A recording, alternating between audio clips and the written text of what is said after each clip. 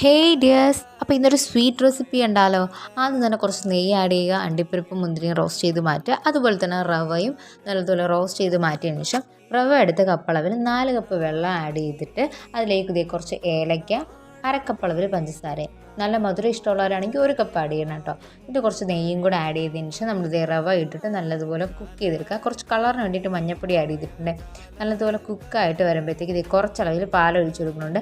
നിങ്ങൾക്ക് വേണമെങ്കിൽ പാലിൻ്റെ അളവ് കൂട്ടിയിട്ട് വെള്ളത്തിൻ്റെ അളവ് കുറയ്ക്കാതെ. എന്നിട്ട് നല്ലതുപോലെ ഇളക്കി നല്ല കുറുകി റവയൊക്കെ കുക്കായിട്ട് വരുമ്പോഴത്തേക്ക് ഒരു പാത്രത്തിലോട്ട് ഇതേ നെയ്യ് തടവിയിട്ട് നമുക്ക് ഈ ഒരു മിക്സ് ഒഴിച്ചു കൊടുക്കാം.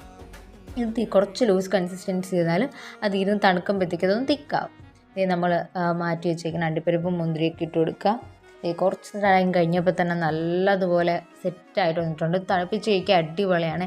എനിക്ക് ഇഷ്ടപ്പെട്ടൊരു സ്വീറ്റ് റെസിപ്പിയാണ് കേസരി. അപ്പോൾ എന്തായാലും നിങ്ങൾ ട്രൈ ചെയ്ത് നോക്കുക. അടുത്ത വീഡിയോ ആയിട്ട് കാണാം. Okay, by.